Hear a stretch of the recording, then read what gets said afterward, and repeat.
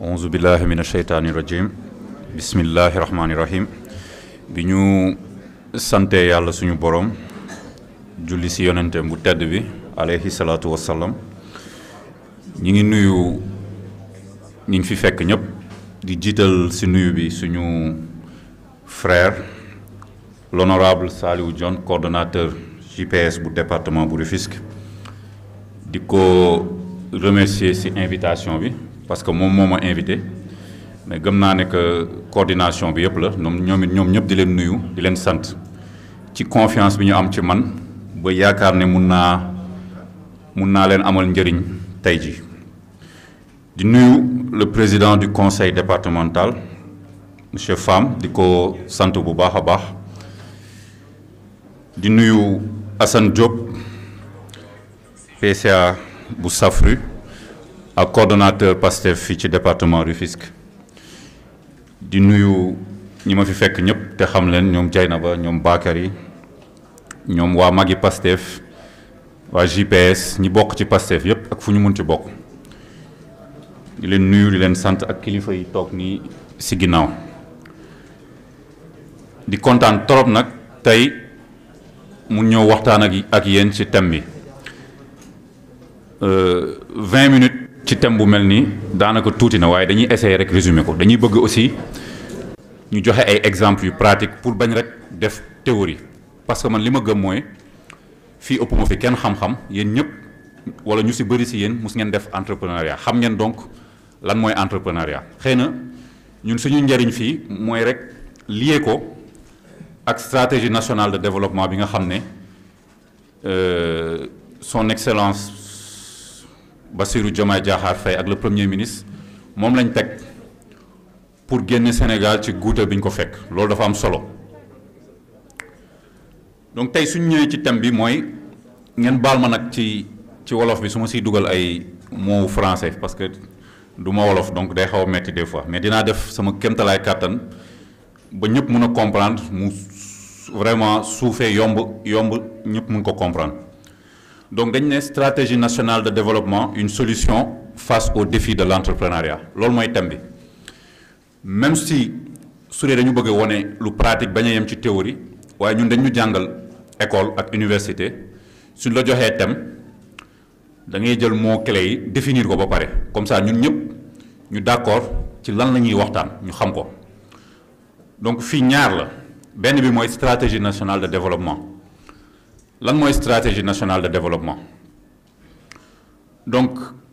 bi Pastef ñëwee au pouvoir dañu amoon lu ñu naan projet bi ñun ñii waa Pastef ñun ñoo ko liggéey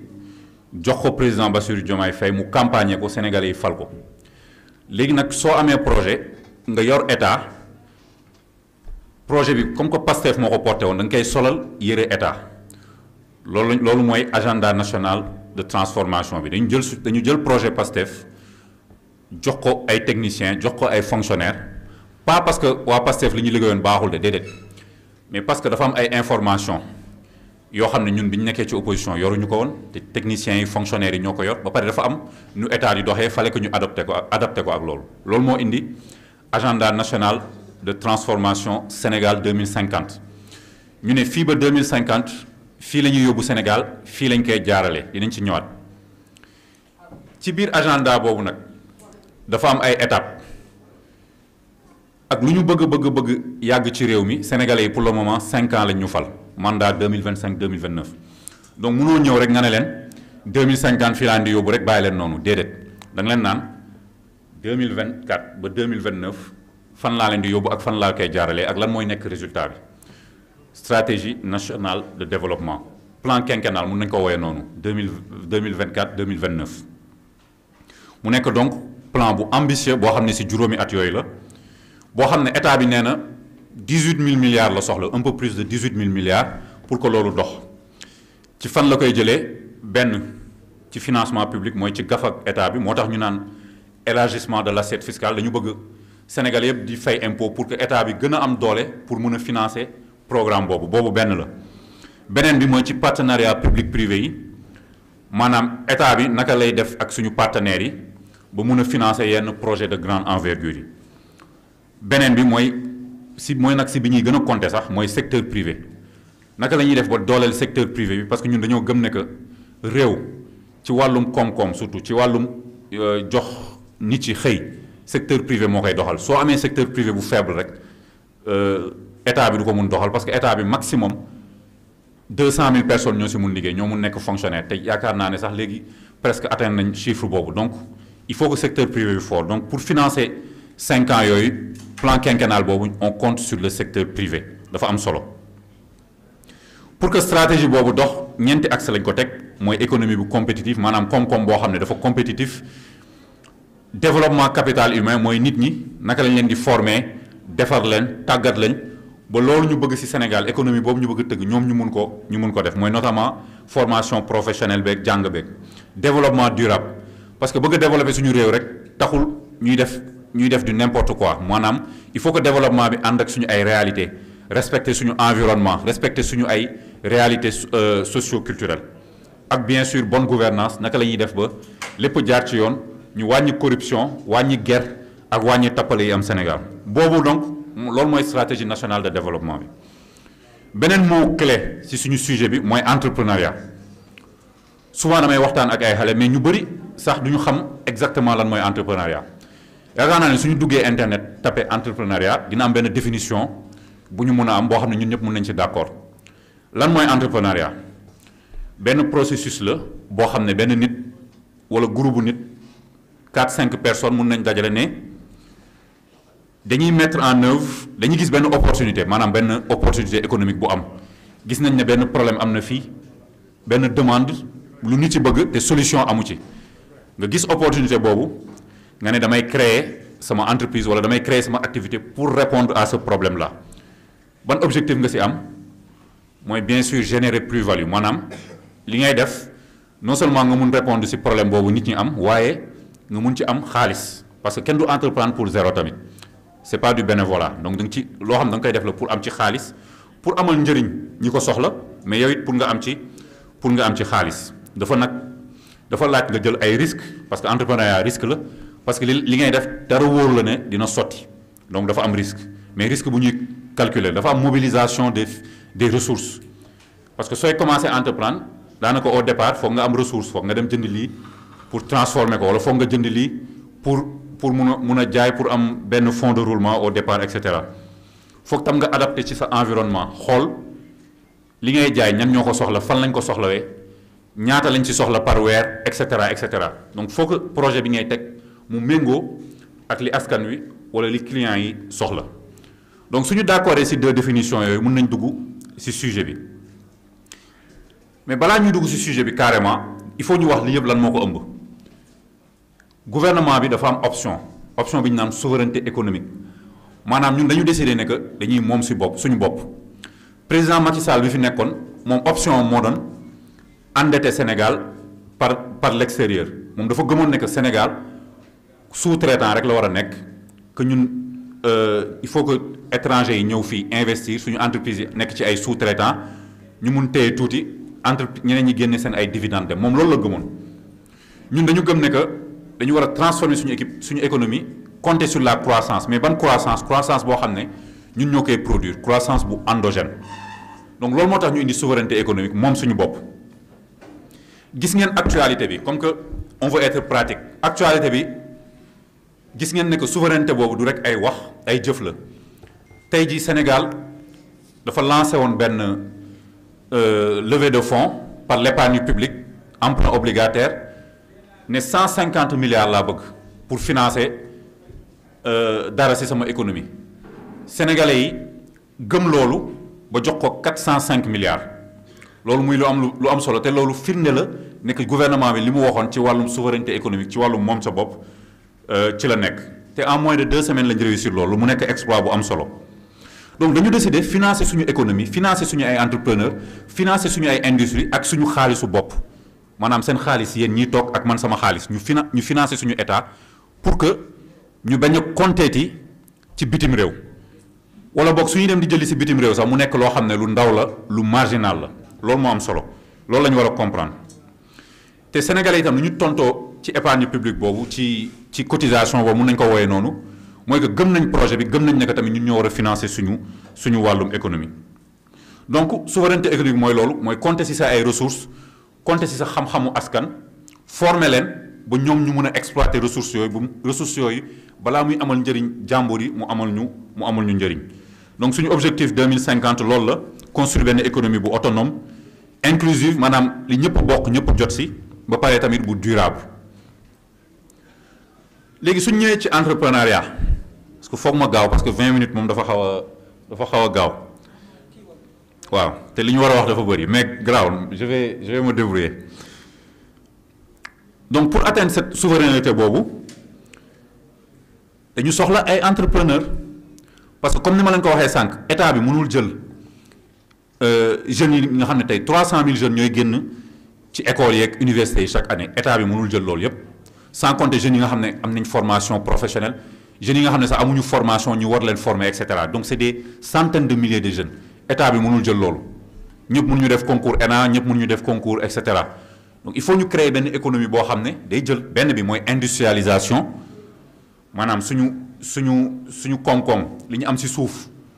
ak ci géej bi muy jën ñu koy transformer suñu bopp am ay usines di ko defar loolu day créer emploi suuf si li ci nekk ci agriculture bi naa ci ñëwaat sànq bu ci kanamee joxe ci benn exemple suñu gaz suñu pétrole ñu koy transformer ci produits dérivés yi ñun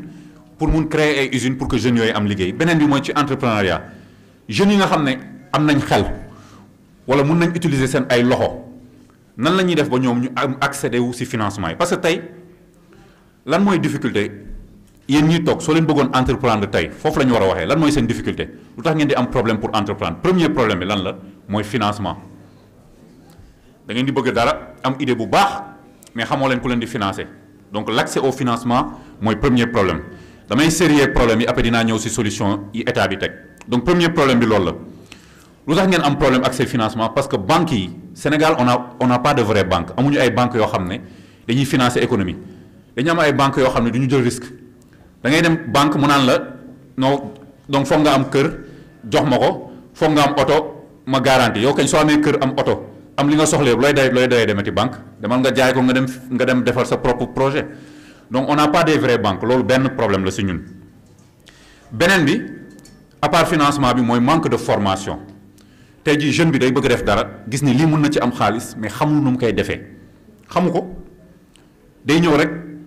gis benn copain am ci koñ bi kooku commencé na jaay nen mu ne man tam damay ñëw jaay nen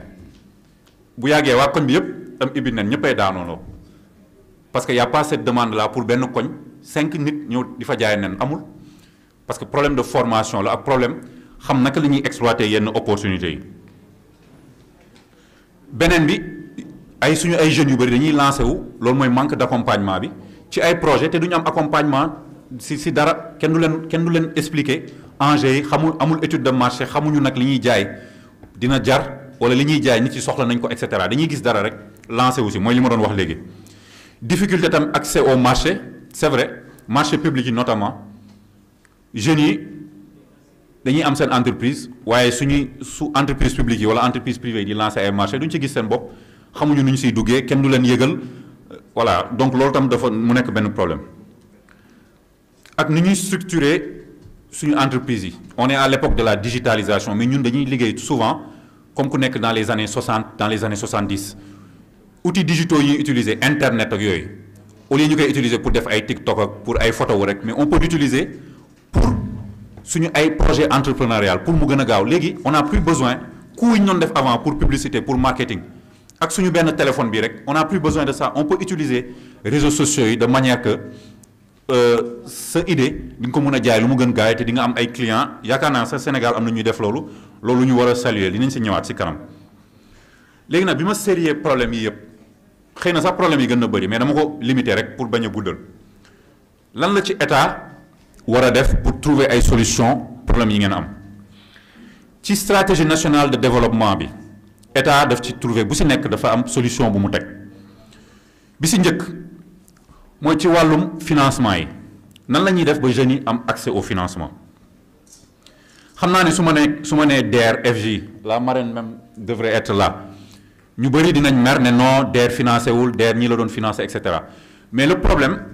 ce n'est même pas DER mais c'est que nu mu doon fonctionner la avant loolu moo doon problème bi financement politique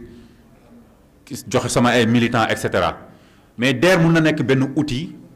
de financement bu pertinent surtout suñ ko boolee regroupé ko ak lu mel ne ay ANPEJ lu mel ne ay ADPME lu mel ne ay FONSIS ak FONGIP et cetera donc DER dafa war a def un financement li ñuy wax un financement ciblé tous les jeunes qui ont des projets pertinents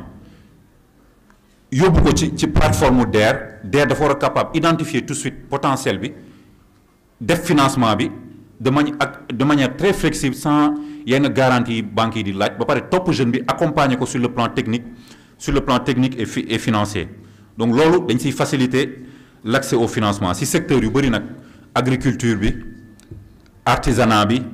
numérique bi et cetera jeunes yi am projet il faut que DER di leen accompagner. Il y a le FONGIP mooy le fonds de garantie des investissements prioritaires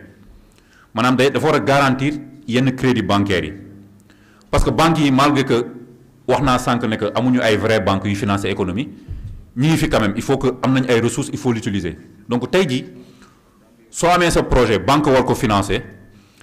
FONGIP da la war a accompagner garantir la auprès de cette banque là parce que FONGIP su la garantiré banque bi pour mu lebal la day gën yomb ba suñ la lebalee xaalis boobu yow FONGIP moo koy garantir bés boo parce que y a des risques comme ni ma ko waxee sànq bés boo demee ñaanuñu ko yàlla ba échoué wala affaire bi doxul nu mu war a dox FONGIP jël garantie boobu FONGIP c'est l'État donc État bi moo war a garantir ay entrepreneurs am dans tous les pays qui se respectent dans le monde noonu lay demee Sénégal rek moo am benn faiblesse ci côté boobu mu am tamit lu ñuy wax 3FPT mooy le fonds de financement de la formation professionnelle et technique bi nga xam ne notamment ci wàllum compétence yi wax naa ko sànq jeunes yi des fois dañuy lancé wu gis kuy jaay nen rek wala kuy bay soble nga ne man tam damay dem defi la même chose ba nga dugg ci am ci ay problème il faut que mu am synergie entre financement bi ak formation bi ba ki ñuy financer leer nañu ne ni kii li muy dugg xam na ko xam na lu muy def donc 3FPT loolu mooy solution bi financer dama bëgg tey def bayum soble xam nga soble soo koy bay lan nga war a def est-ce que xam nga ne que chaque hectare booy bay ci soble da nga soxla trois pots grain wu soble ñaata lay jar foog nga xam ko pot boobu ñaata lay jar ñu ne la 18 000 francs lay jar xam nga ne sooy bay soble da nga soxla def pépinière xam nga ne soble buggul suuf bu tàng par exemple loolu est-ce que kii dugg dina ko xam nga ne en général su ñuy bay soble c'est entre le mois de octobre ba février et cetera xam nga ne dafa am problème mu stockage. donc kuy bay soble war nañ ko accompagner mu am fu muy stocké wala su amul fu muy stocké mu def culture sous serre information yëpp kuy bay soble wala bëgg transformer daf ko war a xam munoo ñëw rek dugg si noonu da ngay def ay erreurs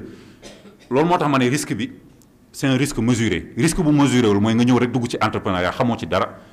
ne damay dem bay ji soble problème yi ma wax yéegi nii yëpp si soble fekk la ci mais soo amee information yooyu ñu former la si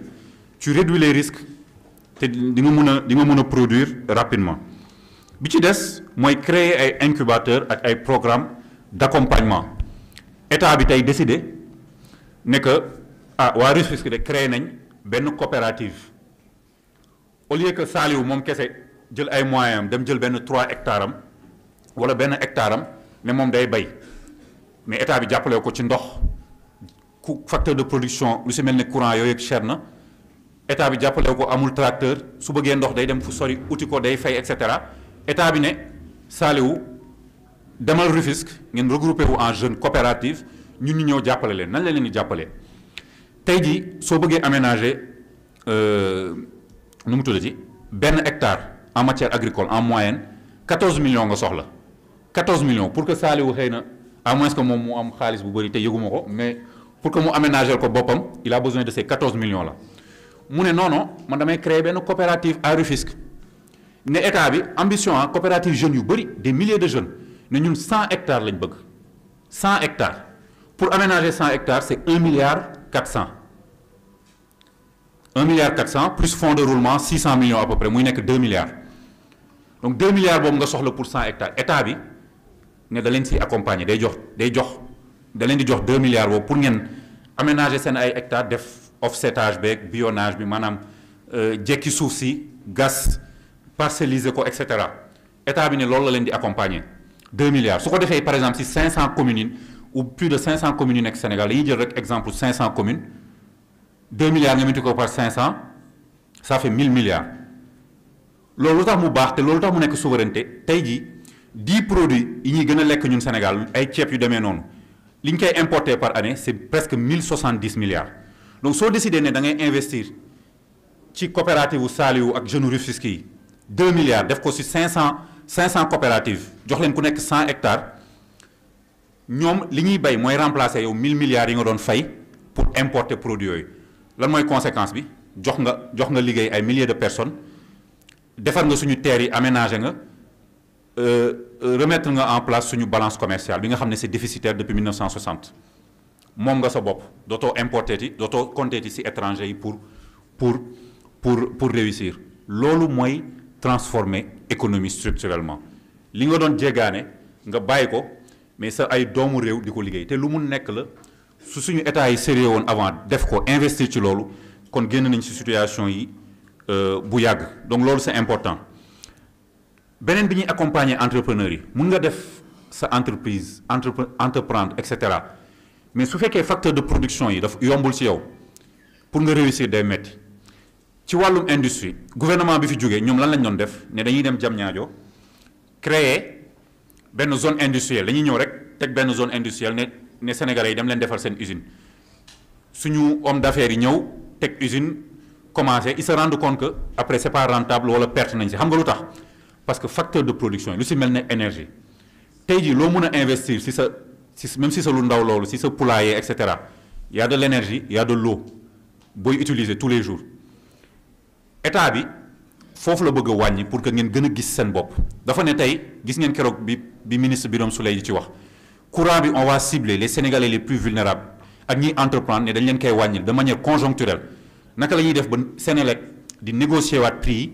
pour ñu wàññi prix courant boobu loolu day feeñ ci seen production après sur le long terme jóge prix courant di jar 110 francs wala lu ko ëpp le kilowatt heure yóbbu ko ba 60 francs loolu suñu amoon temps dañuy def benn calcul mathématique moo wan leen ne que pour ku créer par exemple benn poulailler commencer 100 poules énergie bi muy utiliser ak ndox bi muy utiliser suñu wàññee courant bi jëlee ko 117 francs yóbbu ko dans un premier temps 100 francs mun naa leen won lan la siy gagné moom si coût lan lay réduire coût yi suñ ko yóbboo 80 francs ñu won leen naka lay réduire coût bi ak naka la siy lan la siy gagné si xaalis chaque fois que su courant bi wàccee de 20 francs loolu la état di def état day intervenir si facteur de production yooyu pour que yéen seen dépense wàññeeku seen bénéfice yokku noonu la état di dimbalee ay entrepreneurs après xam naa le président Fam dina ñëw ci cas Rufisque mais dama leen bëgg a jox rek benn cas pratique comme que yéen ci aviculture ngeen di wax ci benn groupement de femmes avicoles bu nekk Thiès 25 femmes la yoo xam ne dañoo dajale woon am benn projet élevage de poulet DER financé leen ñoom accompagnement technique bu ANCAR 300 à 1200 poulets lañ def lañ yokk en 2 ans dañ doon utiliser tout ce qui est numérique comme ni ma ko waxee sànq utiliser WhatsApp TikTok et cetera di jaay et cetera finalement tey jii am nañ ay revenus stables ñu ngi siy génn bu baax am nañ autonomie soxlawatuñu financement fay nañ seen financement et cetera te am nañ impact sur leur communauté bi ñu commencé 25 léegi commencé nañ recruter yeneen femmes yoo xam ne ñu ngi siy dugg léegi ñu ngi siy gis seen bopp ñi ngi defar ñi ngi joxe dépense seen kër ñi ngi fayal seen doom école et cetera donc ça ce sont des exemples concrets yoo xam ne mun na am te loolu mooy téye dëkk du ay grande entreprise rek ñoo koy téye dëkk ay PME ay PMI ñoo koy téye donc pour rek terminer parce que xam naa ne temps bi mayuñu ko donc souveraineté économique maanaam moom suñu bopp bi ñu bëgg fii ba 2050 dafa am yoo xam ne ay piliers yoo xam ne ñoo ko téye il faut que état bi dëgër état bi am ay ressources mooy maanaam ci wàllum impôt ñun ñëpp ñuy fay suñu ay impôt pour état bi am ressources bañ a compter ci endettement extérieur il faut que ñu am secteur privé bu am doole ay entreprises yoo xam ne am nañ doole ñoo xam ne ñoom ñoo téye économie réew mi il faut que ñu am ay PME PMI yoo xam ne entreprises yooyu dañ leen di jox marché yi ci suuf tey ji suñu jëlee exemple SAR nga ne dañuy raffiner pétrole soo raffiner pétrole liy nekk ci kaw liy des lan li nga ci mun defar dafa bëri mun nga ci defar détergent mun nga ci defar plastique et cetera tey jii su ma ne man damay créer benn société buy defar détergent wala plastique wala defar ay EPI pour ñu nekk ci bâtiment yi et cetera dañ ma ko war a faciliter ma créer sama entreprise ñu jox ma moyens yi wàññil ma coût facteur de production yi pour man ma mën a produire état bi fu mu toll nii si loolu la jublu mooy regrouper jeunes yi si PME ak PME yooyu pour ñu mën a gis seen bopp ci entreprise yi donc loolu la former maanaam tàggat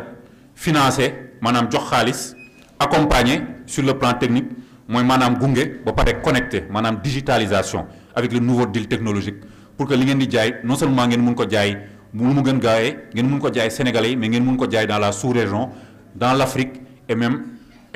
dans le monde donc engagement boobu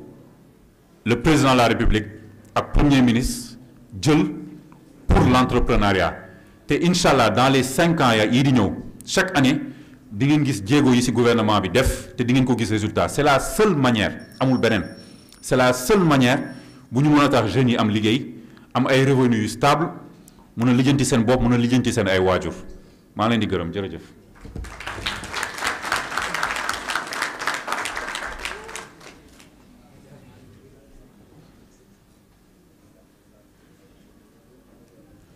jërëjëf DG ajaarama jox kontaan vraiment JPS ñoom ñoo xam lu tax ñu jox la